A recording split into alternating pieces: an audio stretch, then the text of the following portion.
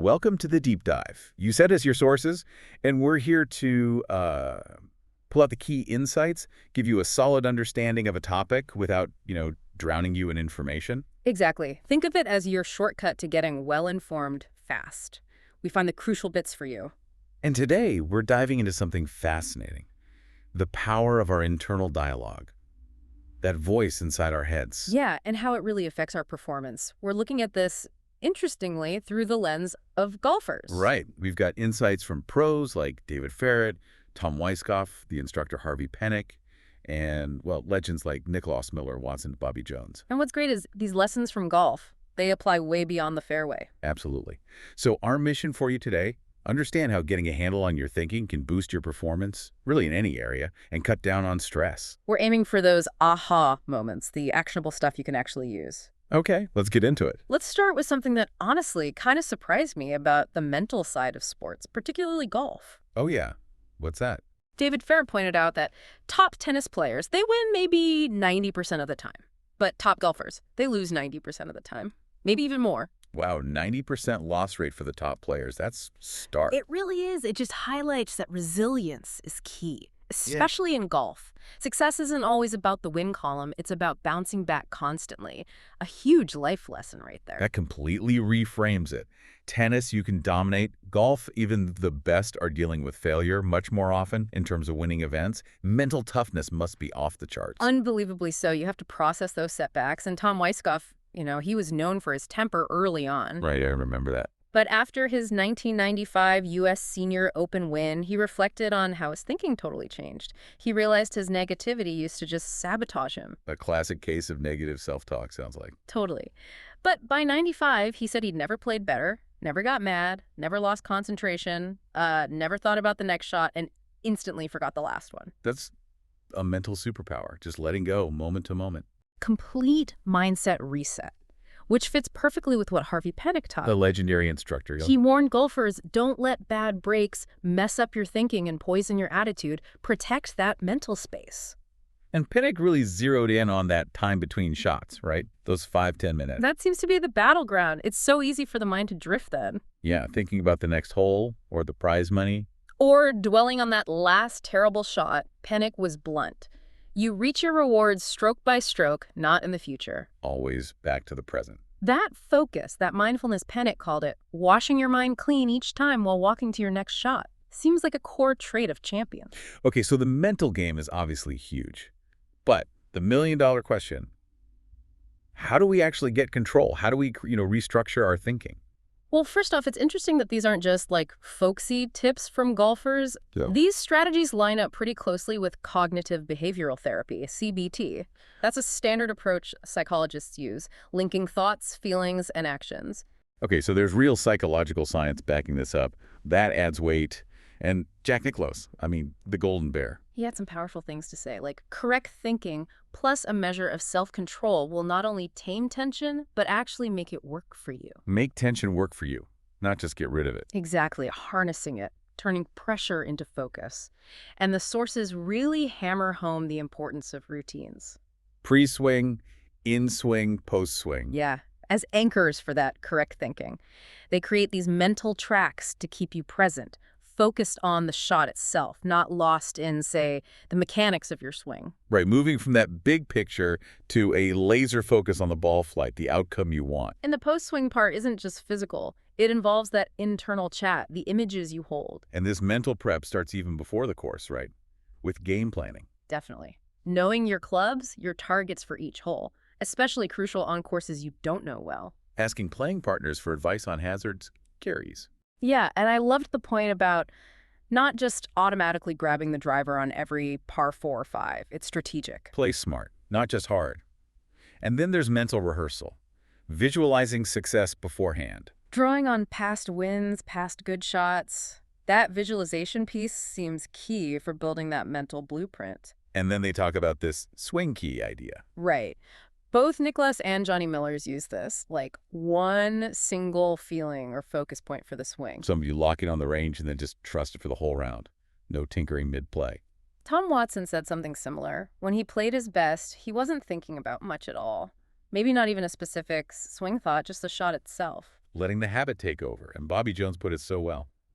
After taking your stance, there should be no room for worry. His focus was purely on the outcome. And our source kind of builds on that, suggesting that once your routine starts, your mind should only be on the positive, the success you anticipate. So these thoughts, these routines, they become habits then, not just random thoughts popping up. Exactly. Our nervous system builds these pathways, this circuitry. Thoughts and images create them, and then environmental cues, internal feelings, or external situations trigger them. Like slipping a light switch, as the source says. A situation flips the switch for a certain thinking style. Precisely. And that's why awareness is the first big step. Knowing your patterns, what triggers good performance thinking, what triggers the bad stuff. Because so much of what we do, including thinking, is automatic. Like walking, you don't consciously plan every footstep. Exactly. And that automatic stuff is efficient, but man, it can bite you if the automatic thoughts are negative or unhelpful. Which brings us to that story about Bill Rogers, the '81 British Open champ who had that amazing run, then faded. Yeah, and his own reflection on it is really telling. He felt his motivation was, in his words, shallow and prideful. Based on comparing himself to others, what people thought. Right. It shows how why you're striving matters. If it's just about external validation, that can be pretty fragile. You need that deeper internal drive. A really powerful point. Intrinsic motivation holds up better. And then you contrast that with Nick Faldo's view on perfection. Yeah, Faldo didn't stop aiming high, but he learned not to be so hard on himself when things weren't perfect. That self-compassion seems crucial for the long haul. Okay, let's dig into these thinking patterns more. What are some common culprits that drag performance down? Well, the source highlights negative morning thoughts as a big one. You wake up, and immediately your brain zooms in on problems, past failures, things that feel overwhelming. Ugh, yeah.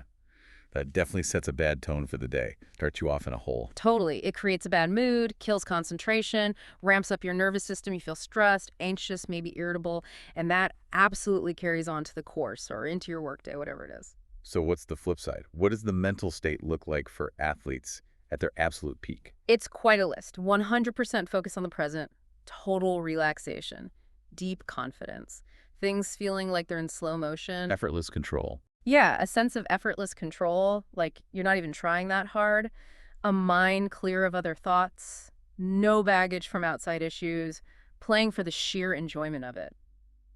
And assuming full responsibility, though there's a little twist there. Okay, hang on. A twist on responsibility. That sounds interesting. And following routines, of course. Yeah. But yeah, the responsibility thing, it seems contradictory. How so? Generally, taking responsibility is good, right, for learning. Right. But apparently, some top players were advised, don't ever let it be your fault when something goes wrong, like a bad shot or unlucky break. That sounds wrong, like making excuses. It seems counterintuitive, yeah. But the idea might be about protecting confidence. If you blame yourself for absolutely everything, it can chip away at your self-belief. Ah, okay, so it's nuanced. The key, according to the source, is focusing on what you can control: your practice, your routine, your swing thoughts, posture, effort, not beating yourself up over a bad bounce or, blaming the greens for a missed putt. Got it. Responsibility for your process, not necessarily every random outcome. And this all comes back to thinking. Absolutely. Thinking is the bedrock for all those peak performance states. And it's neurologically ingrained, like mental muscles getting stronger with use. But crucially, it can be changed. You can build new pathways. Rewiring the brain, essentially. Exactly that. Because thoughts have a physical, chemical basis, changing those patterns needs repetition to reroute the circuitry. And here's something important. Higher arousal, feeling more stressed or anxious, tends to create more mental static, more interference.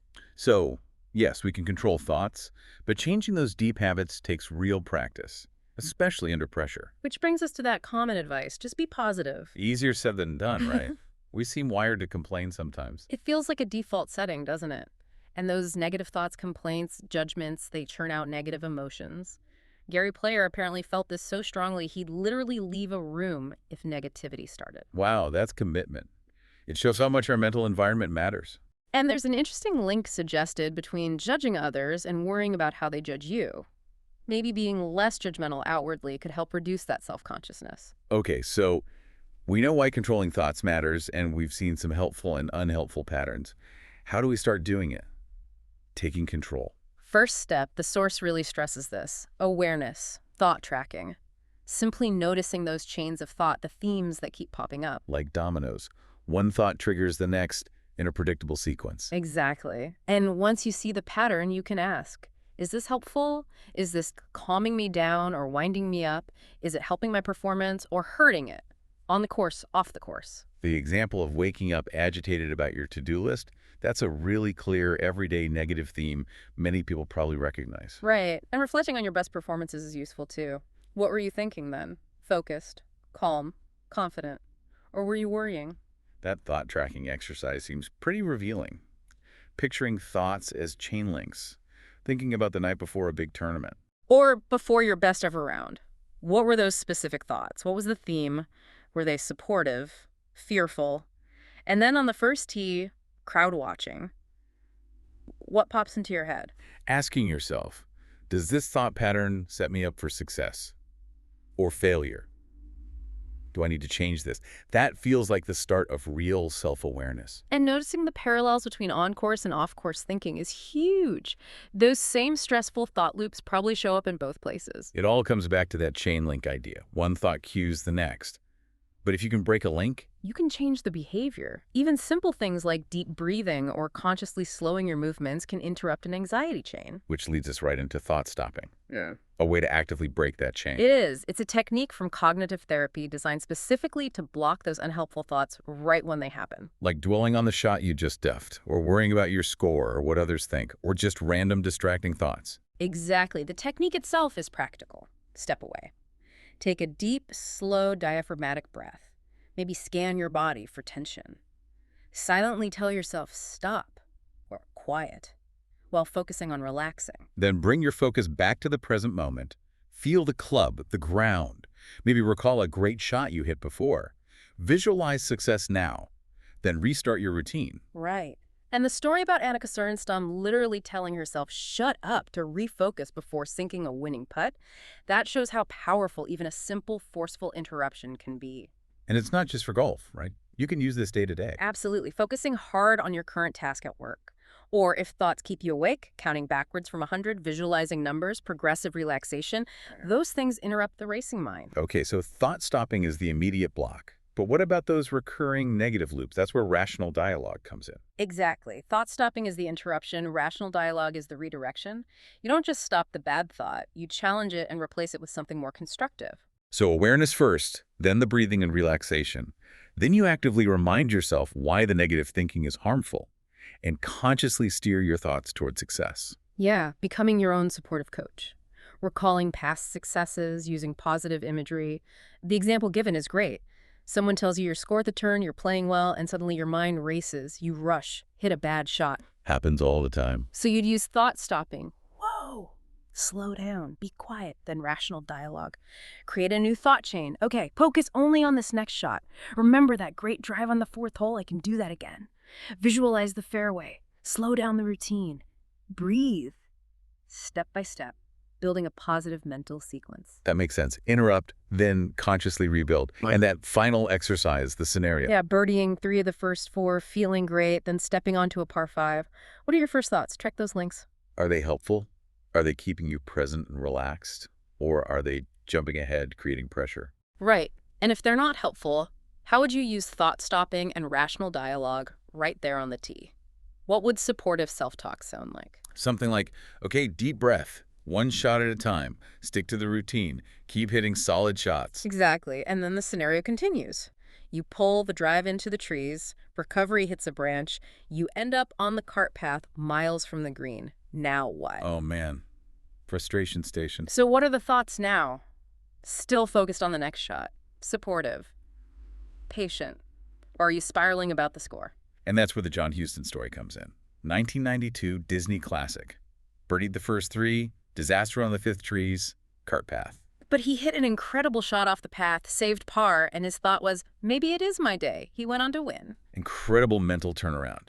Just like Weisskopf learning to reset, letting go of the bad shots, mistakes, whatever is vital everywhere, not just golf. It really highlights that even when things go sideways, how we talk to ourselves about it can make all the difference in how we respond and what happens next. So wrapping this up, the big takeaway seems to be, We actually have way more control over our thoughts than we often think. Definitely.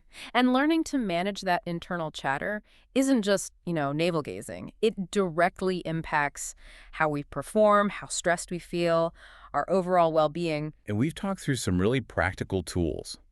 Thought tracking for awareness, Thought stopping for that immediate interruption. and rational dialogue to actively redirect those thoughts onto a better path. And like any skill, these take practice. You won't master it overnight. For sure. So here's a final thought for you, the listener, to chew on. Pick one area in your life, just one, where you suspect your automatic thinking might be tripping you up. Yeah, just one.